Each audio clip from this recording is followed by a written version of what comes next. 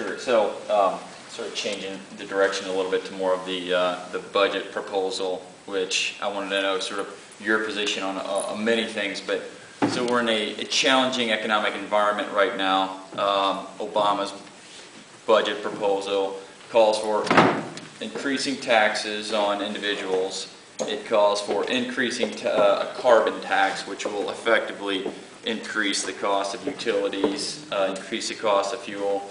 It decreases the deductibility of mortgage interest, which you're in the middle of a housing crisis. You want to encourage people to buy houses. I would think that should be wouldn't be a route to take to at least encourage house purchasing.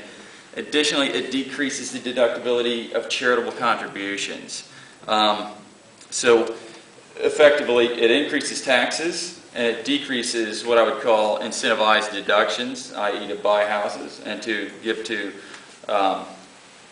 to charities, while it increases the cost of living because your utilities are going up, your cost of fuel is going up. How does that work? Do you support that?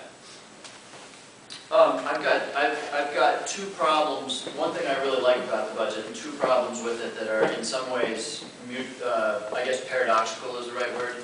The thing I like about the budget is I actually do believe that we need to start moving pretty quickly towards clean American alternative energy sources. I want to stop climate change, and I want to stop sending billions of dollars to Saudi Arabia. I like that idea, and I recognize that it has the effect of raising the price of carbon with all that that implies.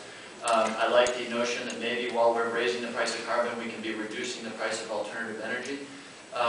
So I like that. I like the commitment to healthcare reform. I have two paradoxical problems with the budget. One is that it raises taxes disproportionately on my constituents. Now, look, if there's anyone in the room who can explain to me how we can run a government with the current level of taxation, I'm all ears. I think that in all likelihood we go back to a tax regime that looks a little bit more like it looked in the 90s, where we actually produced surpluses and had the longest period of economic growth this country has experienced in a long time.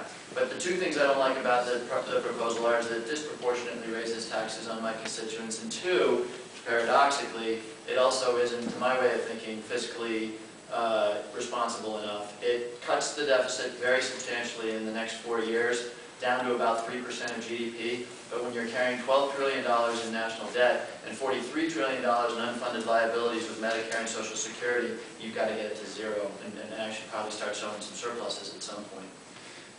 So versus raising taxes, why would not first, as families are having to tighten their belts a little bit in these times, why doesn't government look at tightening its belt instead of raising taxes? Why doesn't the government look at programs that don't work? And there's plenty of them out there. I used to work in the military, and there's plenty of waste within the military, within every government program.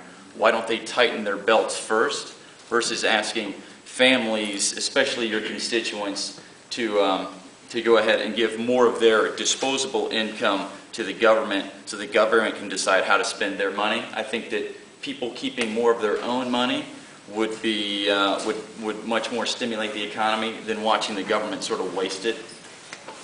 Why was that not thought of in the stimulus program?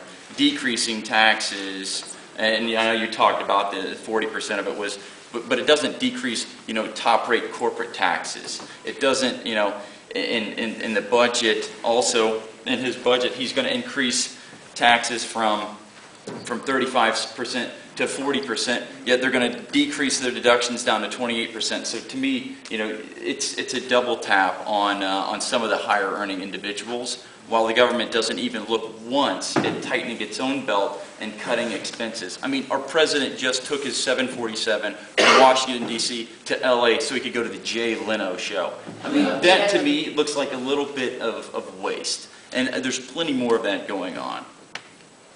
Yeah, so I don't think anybody said that we're not going to look at cutting government waste, and we should. And frankly, if you look at what has happened over the last 20 years, our favorite guy to beat up on, Al Gore, actually led a project within the Clinton administration which substantially identified and cut government waste.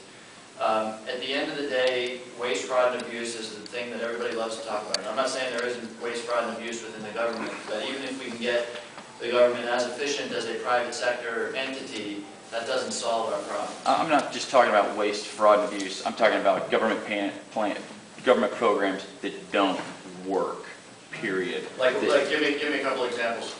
I mean, On Monday, I'll look them up and I'll target them if you can give me a couple of examples. sure, I'll look them up.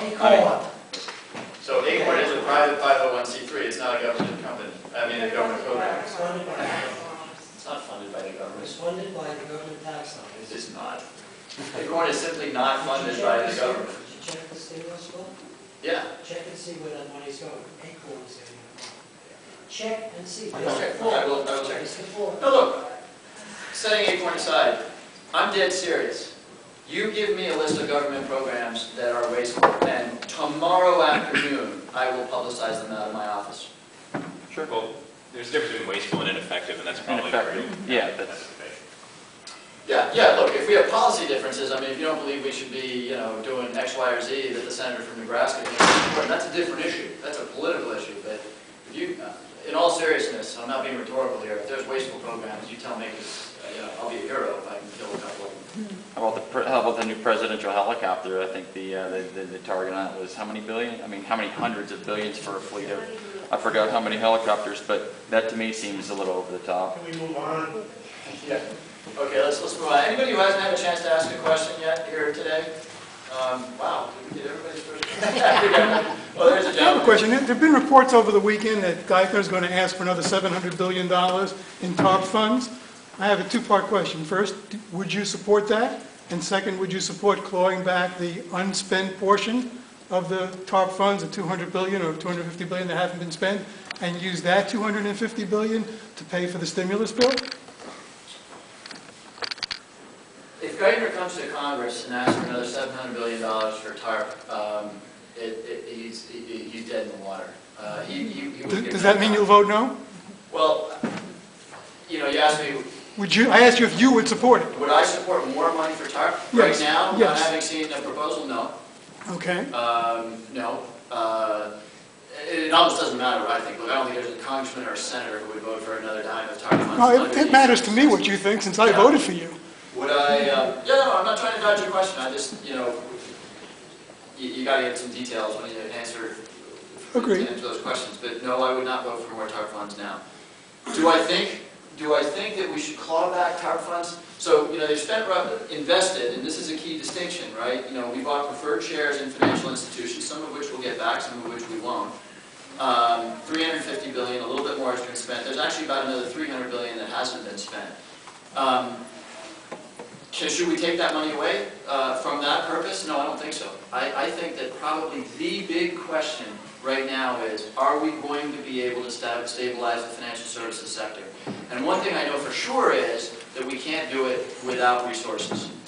So no, I would not support taking that money away from its intended purpose.